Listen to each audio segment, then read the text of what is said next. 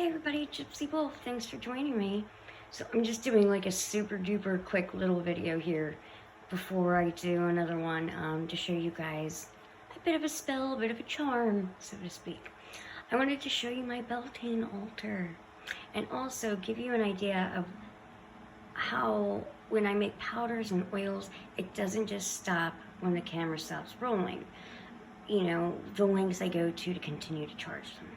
So what you're seeing right here, see if I can get comfortable here. Oof.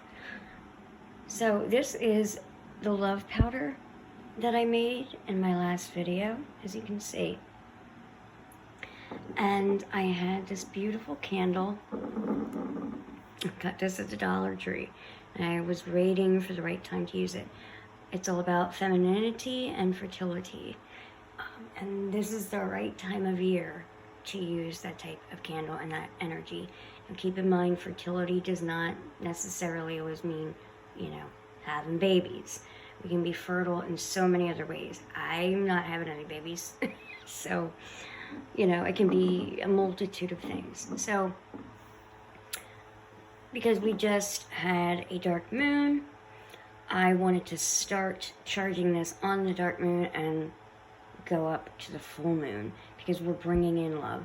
I just finished on my charging my return to sender and reversal oil.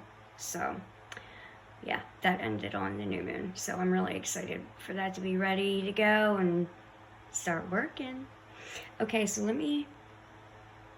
this is my working altar, so yeah, I'm obviously gonna have this in the center.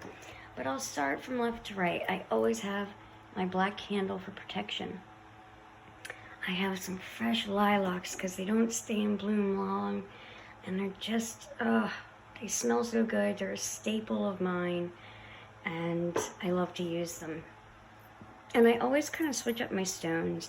I have my rose quartz here. I have some aquamarine.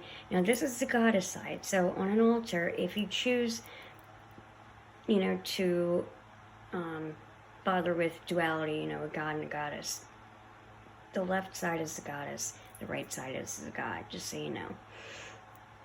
So I added those stones. I have this little pendant here. Though she be but little, she is fierce, which is by Shakespeare. And he was so right.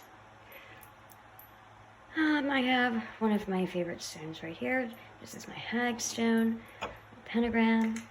I kept my favorite chunk of amethyst. I did have to switch out a lot of the gemstones. Then, I'm not sure what this stone is. I cannot remember, but it's in the shape of an egg, which is perfect for this time of year. If any of you know, please tell me. I really appreciate it. This is a type of Jasper. This is actually just glass, but because of all the inflections in it, it's great for scrying, like putting a candle behind it and scrying. I love it. And this is a maypole that a very, very dear friend made for me a couple years back, and every Beltane I put it on my altar. I have my god plaque, and then I picked a few stones. This one I always keep. It's one I found in the woods, and the markings to me are just really interesting. But then I switch it up. I have a red tiger's eye, a citrine. I love citrine. Is my camera not focusing? Here we go. Should I say phone? And then I believe this is red jasper. This my friend brought back for me from Arizona, along with several others. I think he also brought that one back. Pretty much everything he brought back was red. I guess he likes red. And then I have all my, you know, my amethyst skull and all my little stone animals that I always keep on my altar. This little wand thing I found in the woods one day that I just, for whatever reason, have always been drawn to. So I always keep it. This selenite wand that a very, very dear friend of mine sent to me. And yeah, that's about it, guys. Nothing crazy. I don't, you know, I am not the most crafty person in the world. I wish I was, but I am not. Oh, and I have, you know, some of my little plants up here that I just recently bought. My beautiful little atomizer there. I love this thing. And then every morning for the most part, but I didn't get a chance this morning, so I'm going to do it tonight. I pull out my new Forest Fae deck along with my pendulum, the one that I'm using right now. Here, I'll show you. Give me a second. This one is Bloodstone.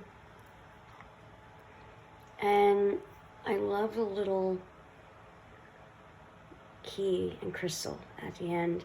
I have several pendulums, but this one is just calling to me at the moment. You know, I go back and forth with them. I haven't picked out any, but maybe one.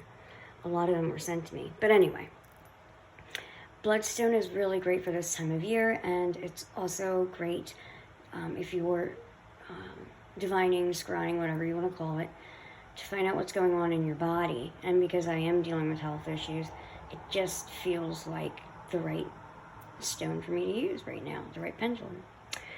Okay, so that's kind of what goes on my altar. I will sit and have my cup of tea in the morning with my pendulum and my deck, and you know, I'll normally anoint my hands with the amethyst oils that I make, which I do show you on the channel,